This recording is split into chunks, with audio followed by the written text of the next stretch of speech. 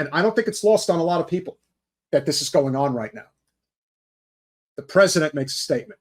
Trump makes a statement. All of the people, Kamala Harris makes a statement. They all make a statement.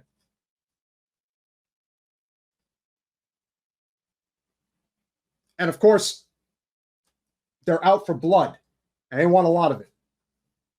And they're going to get it. That's really the whole point. That in itself, more than any other reason, is why they are out there on that.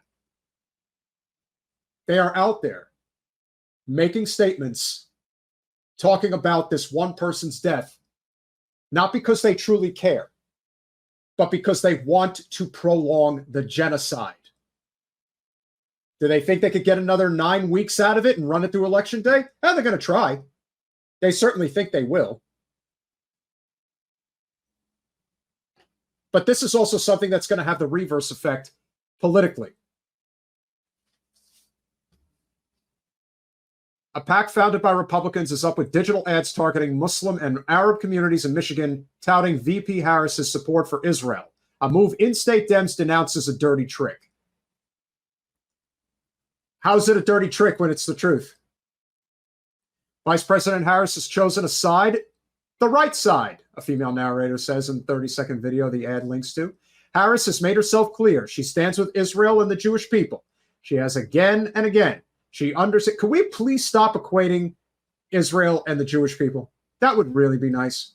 She understands the unbreakable bond between the U.S. and Israel. So when Israel Prime Minister Benjamin Netanyahu came to D.C., Harris hosted the Prime Minister at the White House. And when supporters of a free Palestine stood up for Gaza, Harris put them in their place. And supporters of a free Palestine, they hate her. Now, apparently, this advertisement is playing all throughout Michigan. Not like they needed another incentive to say, oh, okay. And Metal, do you not understand at this point?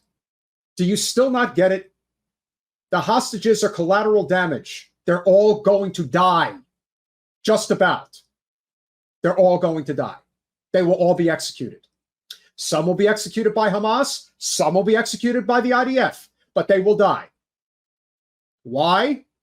Because there is, as I've pointed out, and Colin, you can pull up our Instagram post that we put out the other day, which is, again, it gets back to the same point as to why this is going on. Now, granted, there is the religious component. I'm not saying that that doesn't exist, but it exists on a much smaller scale than people believe. It's much, much more significant. What I have been saying for the longest time is simply this.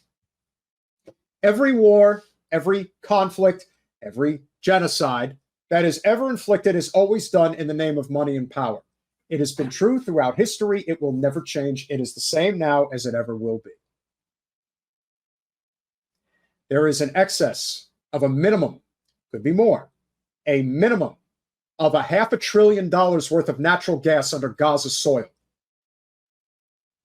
And we're going to get it. But that's not all we're going to get. As Jared Kushner so eloquently put it at Harvard University earlier this year, there's 25 miles worth of Mediterranean waterfront property just waiting to be redeveloped. How much you think that's worth? At least another $500 billion, maybe more. And in the end, what do we get? We get war crimes for the sake of money and power. That's $1 trillion at a minimum that Gaza is worth to us. It's not going to stop. This will continue until they get them all.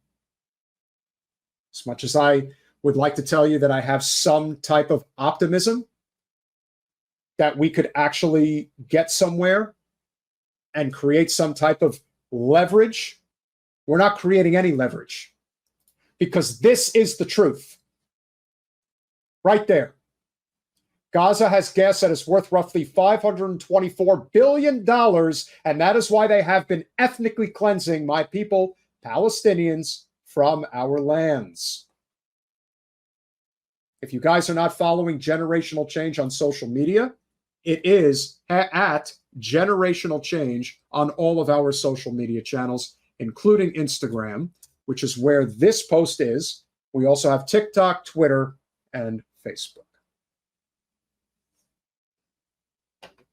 This is the tragic reality.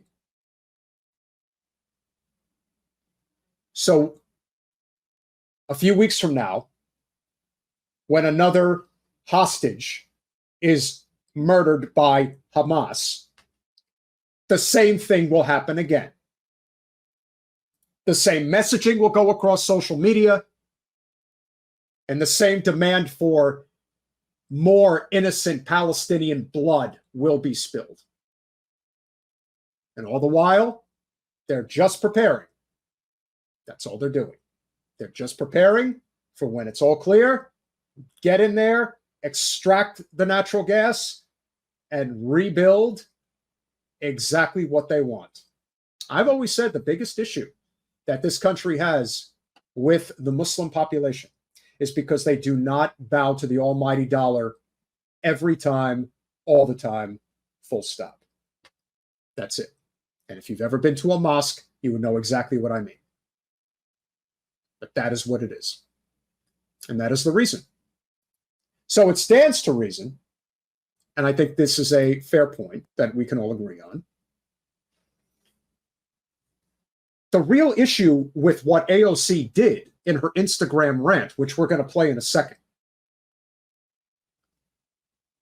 you have to remember, voting is free will. If somebody feels that it is time for them to move away from the two-party system and are not totally concerned or not overly concerned, because from their perspective, there is no material gain in any way in their life that they could see by continuing to participate in it. This is also one of the main problems that people seem to or just do not want to recognize, is that the Republicans kick people off of voter rolls. Now, you can always get back on the voter roll. It's just a real pain in the ass. The Democrats want to make sure that you can't vote. Period. They kick candidates off ballots, so you can't vote at all. I mean, you could write a candidate in, but who's doing that? Not many.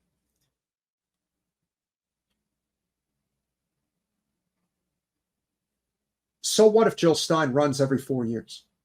Who gives a fuck? That's their right. That's her right. That's RFK's right. That's Dr. Cornel West's right. That's Chase Oliver's right on the Libertarian ticket. It's their right. You are not owed anything, and you will not scare anyone, not this time. And as far as the Supreme Court is concerned, that's very simple. Justices Alito and Thomas are only going to leave the bench if Donald Trump is reelected. If Kamala Harris is elected, they will not step down from the bench unless it's in a body bag. The GOP plays for keeps, especially when it comes to the courts. That's how they roll. There will never, ever again be a GOP conservative Supreme Court justice that steps down from power so long as a Democrat is in the White House. Never again.